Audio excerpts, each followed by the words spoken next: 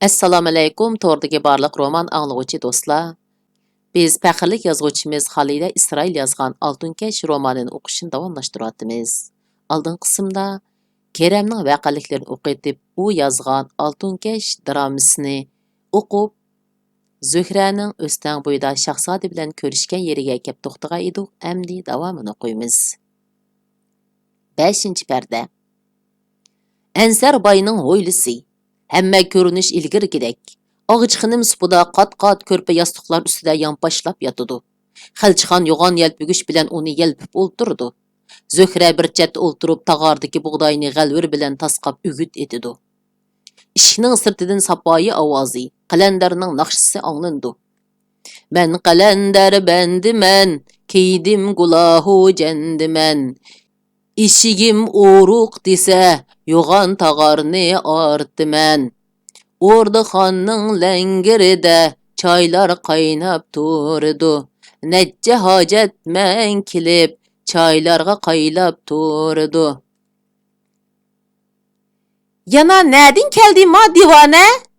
Hey, tunöge yapqan nanning tushib ketgini berib, haydivitinglar uni.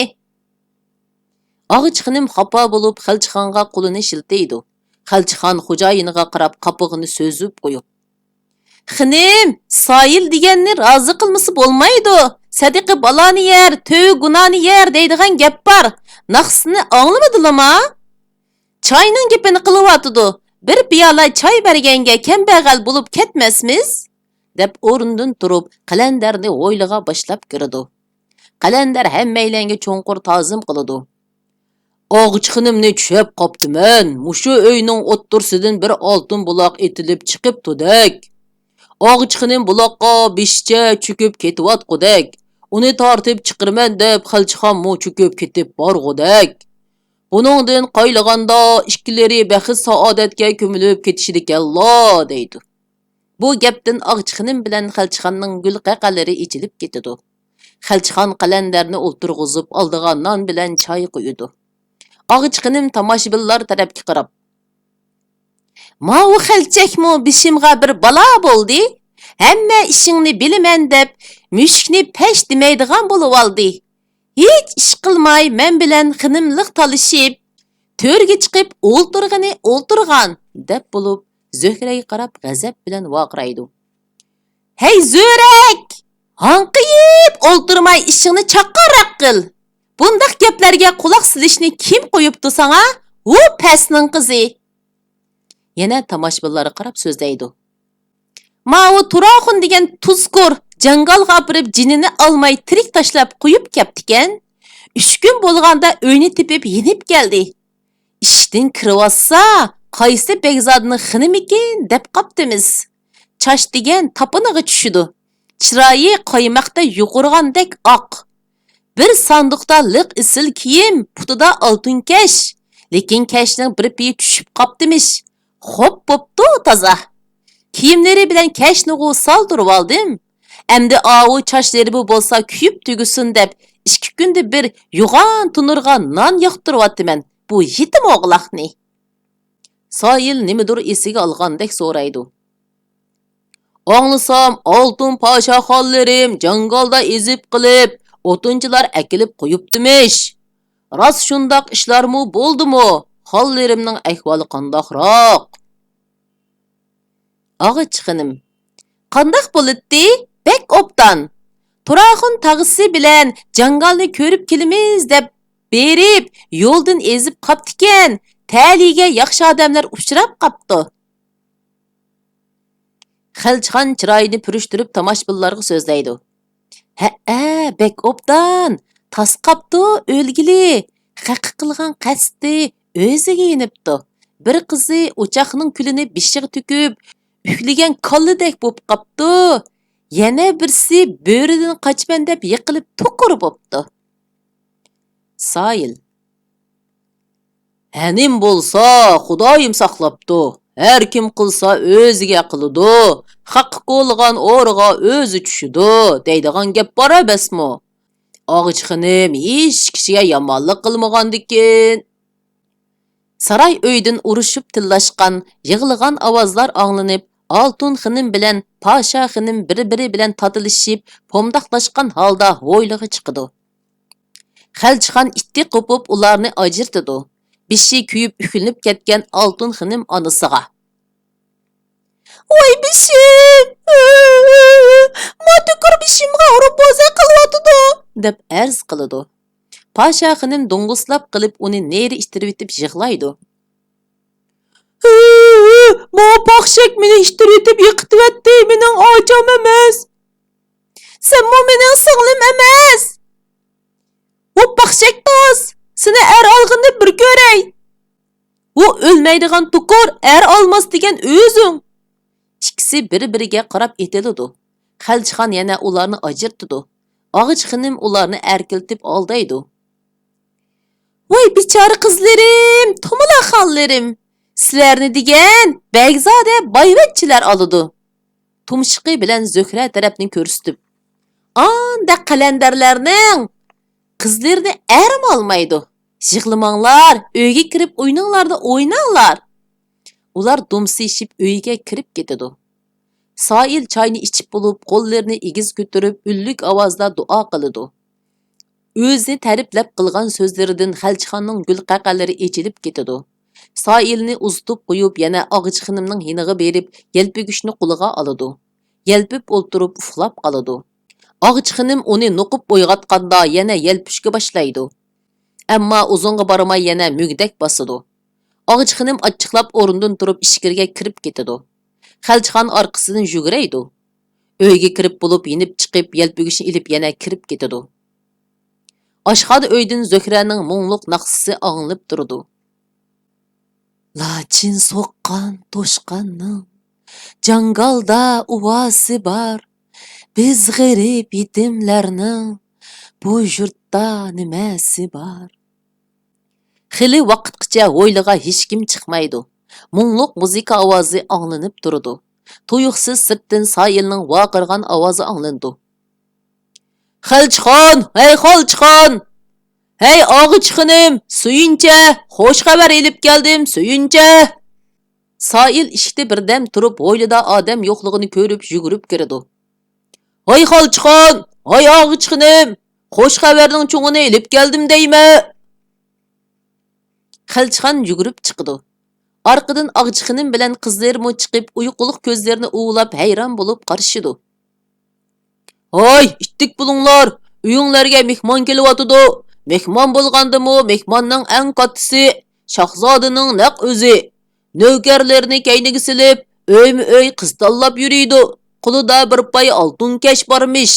Kimning qizining putiga dal kelsa, shuni xotinlikqa olarmish. Lekin u shundoq bir kashmishki, egisini topmoqcha osonlikcha bir kimning putiga dal kelmasmish." "Abla, rost shundoq ish bo'ptimi? Nimishqa baldiroq demaysan, hey qalandar? Qizlarim bo'linglar, chochlaringlarni tarab, upa anglikni bo'lishiga surtib, tayyor bo'linglar. Ko'nglakning eng chiroyligini kiyib, ro'molning isini ortinglar. Yiliqi oltin kashning bir piyi menda emasmi? Men uni ilib chiqib, qizlarimning putiga bir amal qilay." Uyga kirib ketib, bir pay oltin kashni ilib chiqdi. Avval Altun xonimning putiga tanglaydi. Kash uning putiga yaqimi kelmaydi. Orqadan Pasha xonimga kaydirmoqchi bo'ladi. Uning putig'imi patmaydi. Og'ich xonim g'azab bilan tovlaydi. "Hey Xalichak, manga yugur, erkakni ilib chiq, erkakni!" Xalichxon erkakni ilib chiqib, qizlarning putini erkaklashga boshlaydi. Og'ich xonim erkakni uning qo'lidan tortib olib, o'zi erkak deydi. Qizlarning topinidan qon chiqib ketadi. Ammo kashga yanala patmaydi. Shu orada hovli ishigining qiqilgan ovozi, bir muncha odamning paranglari anglandi. "Ansar boyning chiroyli bir qizi bo'ladigan Shahzodamga shu yarab qolarmiki? Og'ich xonimning mo qizlari bor, yo shularning birasi yarab qolar. Ishni ichinglar, hoy ishni ichinglar. Shahzoda alilar keldi." Og'ich xonim peshonasiga bir nishaploqlaydi. "Voy o'lay, yetim o'g'loqni unutib qopdimi emasmi? Hay Xalchixon, tez bo'l, zo'rakni tunurning ichiga yushirib qo'y, ustiga eski bo'rin yipivat." Xilchixon kirib Zöhrani oshxonadan so'rab chiqdi. Uni majburlab tunurning ichiga solab, ustini ko'na bora bilan yepib qo'ydi. Ishik ochilib, Shahzoda hayvat bilan kirib keladi. Uning to'pa to'llari qadalgan go'harlardan bakrak, chaqnab turgan husni va hukmdor xos tamkinligi bilan aql farosati ko'zlarini lol qiladi. O'yildikilarning hammasi qo'l bog'lab ta'zim qiladi. Og'ich xinim supiga isil ko'rpalarni silib, Shahzodani o'tirishga taklif qiladi. Navkarlar bilan birga kelgan oqchoshliq ikki ayolning biri qo'lidagi oltin kashni ko'rsatib, Shah olilari mush kashning egisini izlayotidi. Agar kash qaysi qizning putiga dal kelsa, kimning qizi bo'lishidan qat'iy nazar Shahzodam uni amriga olmoqchi. Bu oilaning qizlari bo'lsa bu yerga chiqsin, deydi. Qatakdagi xo'roz mikyallar cho'lib chiqdi. Kaptarlar uchib tushib tunurning atrofiga qo'nadi. Og'ich xinim avval oltin xinimni ilib chiqdi. Ayollar kashni oltin xinimning putiga kiydirmoqchi bo'ladi. Har qancha qilsa-mu patmaydi.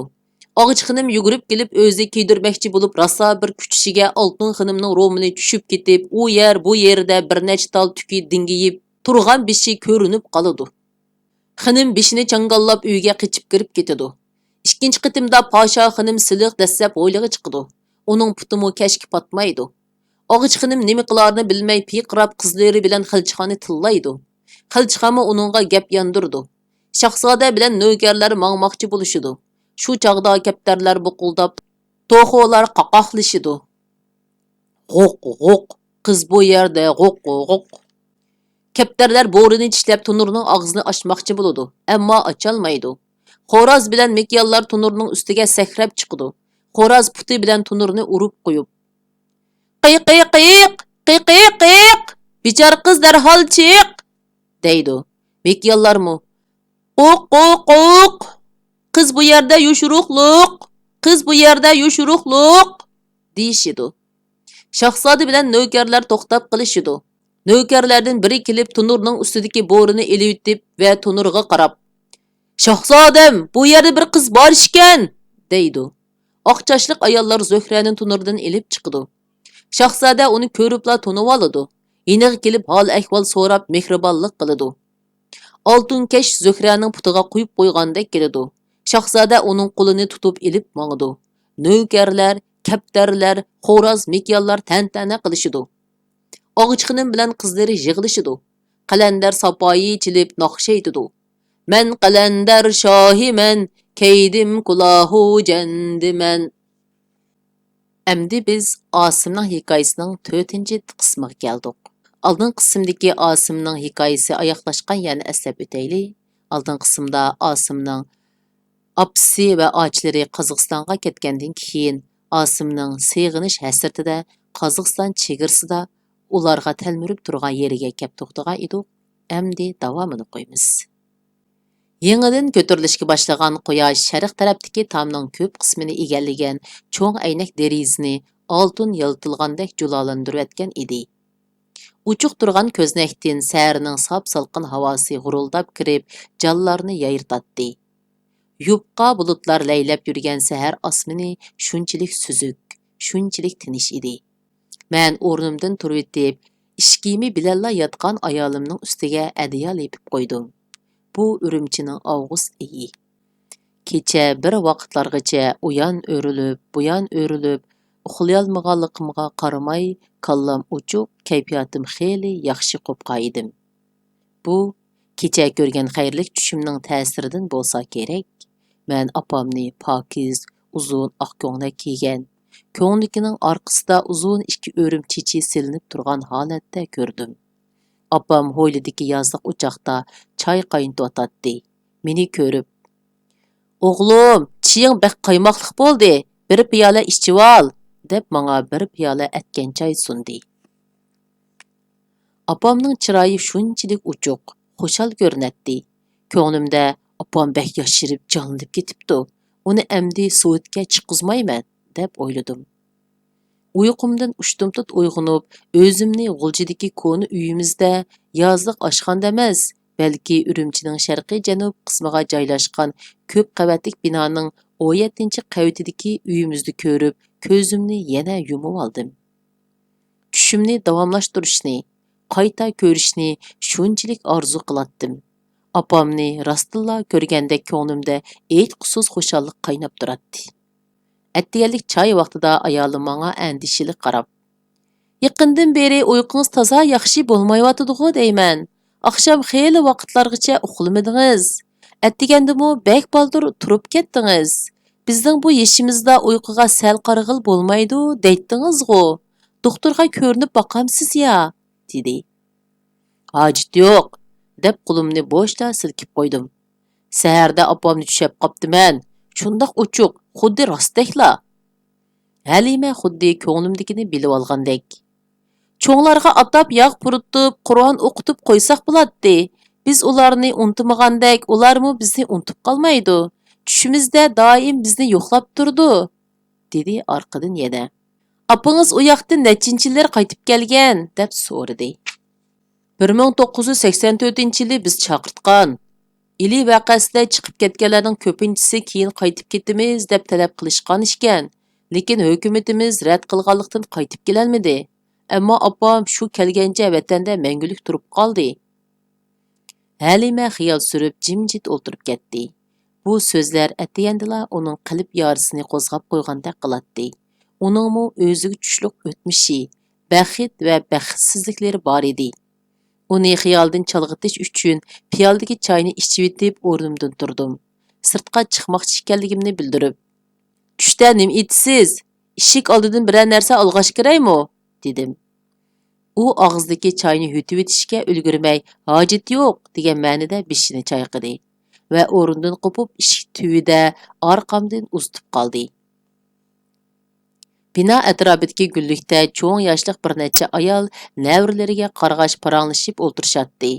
Ularning ichidagi egiz bo'y, bug'doy o'ng kelgan birsini opamga o'xshatdim. Uni har ko'rsam ko'nglim ilib qoladi. Opam chet elga chiqib ketadigan chog'da dal mushu ayoldek yoshda edi. Bugun umu ushshaq gullik tegi oq ko'ngla kiyib olgan edi. Ular bilan salomlashib etib, ixtiyorsiz uning ko'ngliga diqqat bilan qaradim. Ular ayolimni so'radi. Men ularning salomatligi, erlari va bola chaqalarini so'rdim. Ulardan ayrilib, vodaklik tumir darvozadan chiqib, turli turmush lozimatligi, ko'ktat, yal-yemish va mevich va yoyimlari bilan avatlashib turadigan yan ko'chini besib o'tib, cho'ng yo'lga chiqdim. Yo'lning nerisida cho'ng masjidmi, oshxona, restoranlarmi, xalqaroliq qovoqxona, mehmonxonalarmi, talla bozorlarimi bor edi. Yaqinda bularning qatoriga o'zgacha uslubda bezalgan turkcha tomoqxona, kiyim-kechak do'konlarimi qo'shilib, bu yerdagi yangi manzara bo'lib qolgan edi. Ko'chaning do'qmishdagi satrashxonaning oldida men dematlik bir necha er kishi paranglashib o'tiradi. Men shular tarafga qarab mangdim. Ular mushu atrofdagi ko'chalarda, qo'rilarda o'tiradigan har xil o'rindan pensiyaga chiqqan bovaylar edi. Ular hukumat tarafning xabarlarini emas, xalq ichidagi gap so'zlardimi xabardor kishilar edi. Alohida yeri ularning paloni ko'chini chaqirdigan, shahar ichidagi asosliq cho'ng idoralarni shahar sirtiga yo'tkaydigan, paloni ko'chada ishkirdan kelgan cho'ng lavballar xalqaro savdo shaharchisi yasaydigan, avtonomga yoki markazga palonchilar o'stirildigan, Pokunchilar tushiritildigan degandek gaplari 1-2 yilga qolmayla reallikqa aylanadi. Demisimu Urumchi kun seri o'zgarmoqda edi. Chiqilayotgan, silinayotgan imoratlarning ko'pligi, o'zgarish sur'atining tezligi boshni qaydirgudek darajada edi. Bovaylar taraqqiyotning gapini qilishib bo'lib, yanala ilgirki Urumchi yaxshi edi. Odam oz, tinch, hamma odam bir-birini tunitdi. Odamlarda insof, muhabbat bor edi deyishatdi. Bugun ular bir necha yilga qolmay Urumchida yer osti temir yo'li yasildiganligi, uning bekiti qayerda bo'ldiganligi to'g'risidagi parangga tushib ketishga edi. Turqi chiroyidan turpan taraflardan yangla chiqqanligi bilinib turgan o'ttara yoshlik oq seriq bir odam. Poh poh poh! Yer osti temir yo'li deb qo'ying. Shaharning tegiga shahar qurgandimi katta ish ekan-ku bu. Qanchalik pul ketar bu ishqa? Yerini teshib shuncha yo'g'on poyezni mangdursa, shahar tavrab ketar ha, deb kirish bilan qolgan edi. Satarash yigit ishikdan beshini chiqarib, navbati kelganligini aytib, uni chaqirib akirib ketgandimi, toki uni o'rindiqda o'ltirg'izib, yuziga mag'zab surtkili turg'icha to'xtamay shu gapni takrorlaverdi. Samat ismli bir birodar ilgirki vaqtlarda Urumchida egiz imoratlarning yo'q deyarlik ekanligi, Do'nko'rikdan 3 tashqacha oraliqda yo'lning ikki chetida Uyg'ur, O'zbek, Tatarlarning uylari bor ekanligi, yo'l bo'yidagi qariyog'och, akassiya va teraklarning orasidan ko'rinib turgan havorang sirlangan derizlardan akkordeon, dutor, tambur ovozi anglanib turganligi, erlarning kostyum burulka yoki gimnastiyorka kiyib, ayollarning sochlarini bantiklab, rangarang moda ko'ylaklarni kiyib, nihoyat madaniy yasinib yuradiganligi, u chog'dagi qizlarning naqadar adab axloqliq va chiroyli ekanligini so'zlab kelib, hozirgi qiz cho'konlarning kiyinish, yurish turish, gap so'zda emas, chiroydimi o'zgarib ketayotganligi ustida to'xtalayotganda, rayonlik xalq hukumatidan pensiya chiqqan yashangan birodarimiz: Hay, Samtaxun, hozirgi qiz cho'kkanlarimizmi qilishmaydi. Bular degan qo'sh tilliq, yiliqi nimidi? Kompyuterning oldida kullab o'ltirdi. Sizlar bilan bizni ko'ziga ilmaydi deyman, deb xirildab kuldi. U chog'larda ajab odamlar bor edi, sharga yarashadigan. Mening mushu Iminov polkovnikka havisim keladi. Asli jangchi bo'lg'ach, qadini tik tutib, hayvat mang'atdi. Qosh degan qop-qora. Shunda qarasla bir sur bor. Ko'chada mangsa uchirg'ali odam salom qiladi. O'zimi salomni bek ilik oladi, rahmatlik. Qassob navoylar bilanmi og'indorchilik bor edi. Bir qassob odam bo'ladigan, uni ko'rsizlar. Ha, polkovnik, daryodan o'tib ketayli desak, unimigan silamasmi? Debli tushadi. İkisi kulishib bir hazo paranglashib ketadi. Ko'chining yana bir tarafidan Sopaxon polkovnik chiqib keladi. Umur nocha odam edi. İbrahim turdi. Achchiq degan yet kuchi bor. Gibi bek tuz. Hech kimga yuz xotir qilmaydigan odam edi. Lekin ko'ngli bek yaxshi edi-da. Uf, ajab odamlarimiz bor edi. Bir-birlab ketib qoldi. Ko'chada mig'ildab ketayotgan odamlarni ko'rsan-u, undaqlarni topolmaysan. U chog'lardagi ishik derizimi, to'risimi, egiz zaldek yo'g'an uylar hozir yo'q. U uylarda yashagan, beli bog'loqliq palvon sifat odamlar hozir yo'q. Mamuq chapallarni kiyib, buning ko'zi qarab yurgan erkaklarga qarsang, ko'ngling buziladi. Samtaxun, bugun qaynab qopdilig'o. Bu jahonning ishlari shundoq. Oyning 15 oydan 15 qorong'u. Bugun bor odam at yo'q. Shunga xo'shal yurayli. Qanchalik yashaydik bu dunyoda? To'g'ri deydilar, rost shundoq, deb shaharlik hukumatdan pensiya chiqqan bug'doy o'ng uzun burut odam gap boshlab qoldi. Shaharlik hukumat ishlab yurgan chog'larimda hozirgi Qiziltog'dagi cho'ng ko'vrikning yonida yop-yeshil daldaraq o't cho'plar bilan qoplangan tog' bor edi. U tog' hozirmi bor, ammo kichiklab ketdi. Shu taqqa yondab silingan ishik derizlari yerdan oralla ko'tarilib turganda ko'rinadigan bir necha eg'iziq kichik uy bo'ladigan. Shu uyda bir-biriga o'xshab ketadigan bir jup ayol yashaydi. Ularning bolalarimi xuddi ota-onasini kichiltib yasab qo'ygandek, hammasila qizg'uch, seriqchosh, yeshil ko'z edi. Men avtobus bilan ishga kelgan yoki uyga qaytish uchun avtobus saqlab turgan cheg'imda dodining bolalarini agashtirib daraxtliq ichida bir ishlarni qilayotganligini ko'ratdim. Qish kunlari ularning uyi qor ostida qoladi. U chog'larda qor bek qalin yog'adi. Atdiganda qizilchosh dada o'ziga o'xshash qizilchoshliq o'g'illari bilan o'g'zida qor ko'ratdi. Uyning atrofidagi qorlarni tozalab, cho'ng yo'lga tutishadigan torg'ina yo'l ochadi. Jingilak choshliq bolalar osh yo'llarda mingib asta-asta cho'ng bo'ldi. Keyin ular uyi atrofida ancha ko'rinmaydigan bo'lib qoldi. Uyda bovoy bilan mo'may yolg'iz qolgan edi. Ularning uyi borgan sari o'ltirishib ketayotganda ko'rinadi. Avtobus bekiti ularning uyining yonida bo'lganlikdan men bora-bora ular bilan tanishib qolgan edim. Ularning asli Qashqarlik kishilar ekanligini, cho'ng bovusdan tortib mushu uyda yashab kelayotganligini bilatdim. 1980-yillarning oxiriga deyman. Bir yillik xizmat bilan Urumchidan ayrildim. Qaytib kelib ishga tushgan kunim, tog'ning vodaklanib, temir ishkiga qolib silinganligini, heliqi kishilarning uyi o'rnida yumaloq ikki qavatlik aynak uy ko'targanligini ko'rdim. Ularning nega ketganini atrofdagi qo'shnilardan, qurilish qilayotganlardan surishtirdim. Hech kim bilmaydi ekan. Men shuningdan keyin u oiladagi kishilarning birarsini uchratib boqmadim. Ammo hozirgacha osh tarafga o'tsam shu kishilarni o'ylayman.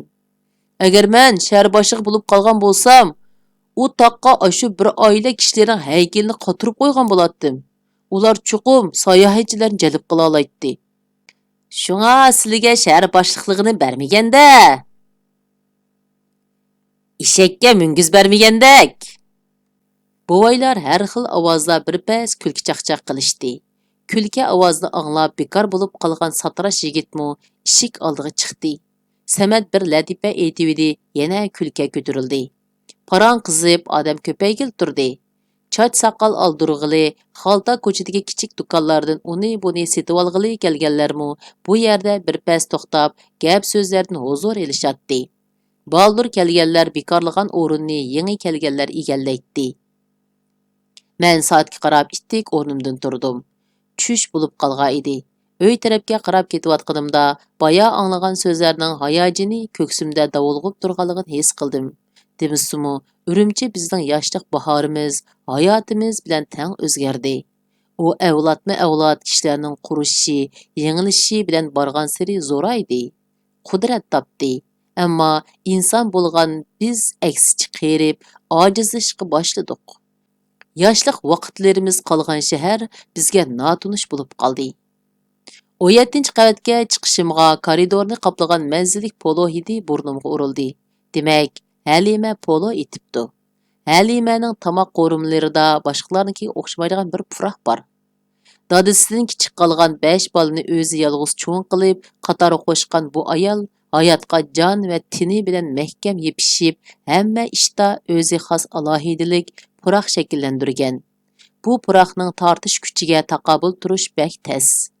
Men uni tushungan seri, uningga qoyilligim oshgan seri, ko'nglimda bilinar-bilinmas xavfsirashning paydo bo'layotganligini sezman. U bek aqlli ayol. Tushdan keyin Halima do'stinikiga choyga ketdi. Men kundikidek birpas uxladim. Asda qolmaydigan tomondek g'ova, gadirmash ham andishlik tushlarning ta'siri bilan uyg'onib soatga qarasam, aran 1 soat uxlabdiman. Kallam garang bir holda karvatda birpas o'tirdim. Atigan ko'rgan xayrlik tushimni, ishik oldida onamga o'xshaydigan ayolni ko'rib xushal bo'lganimni, keyin do'qmush paranglarini anglab hayajonlanib qolganimni o'yladim. Ashu yillarni, yilimi pat-pat tushimga kirib turgan ashu ishlarni unutish mumkinmi? Ashu yillarda buvaylar aslab o'tgan yo'llarda ketayotgan kishilar ishida menmu bor edim. Dadamdan qolgan shim kostyumni dazmollab qatirib kiyib yuratdim. Do'lqinsimon quyuq qop-qora sochlarim yarishib turardi. O'zim muhabbat dardida sarang bo'lay degan edim.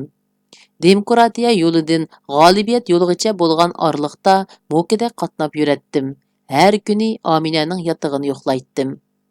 Ayni vaqtda ikkimiz birga chiqib ketmoqchi, u yoqqa o'tib tepishmoqchi bo'lgan edik. Ammo men chiqib ketolmadim. Aminaning rostila chiqib ketmaganligidanmi xabar topolmadim.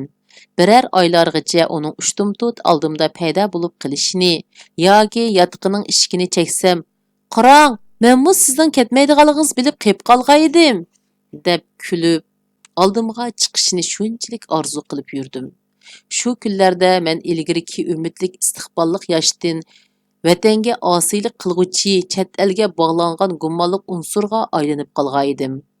Bölüm mas'ulilik vazifam qoldirib etilib, oldimdagi ustidan ko'rishimni kutib dövilinib turadigan maqolalar elib ketildi. Men bilan hech kimning kori yo'q. Hech kim menga bir eg'iz gap qilmaydi. Ertadan kechgacha o'zim bilan o'zim xiyolimda paranglashib o'tirman. Ishqa chiqaman, ishdan tushaman. Tomoq yeyman, uxlayman. Buning hammasi shu bir eg'iz gap uchun. Apam oldida farzandlik burchimni ado qilmoqchi bo'lganligim uchun. Men vatanimni suyman. Vaqti kelsa, vatanning 650 million farzandi qatorida jinimni qurbon qilishga tayyorman. Ammo meni tug'ib cho'ng qilgan opam hozir menga muhtoj. Men uni rozi qilishim kerak. Onani rozi qilmagan o'g'il vatanni qandoqmi rozi qila olsin deganligim uchun shundoq bo'ldi.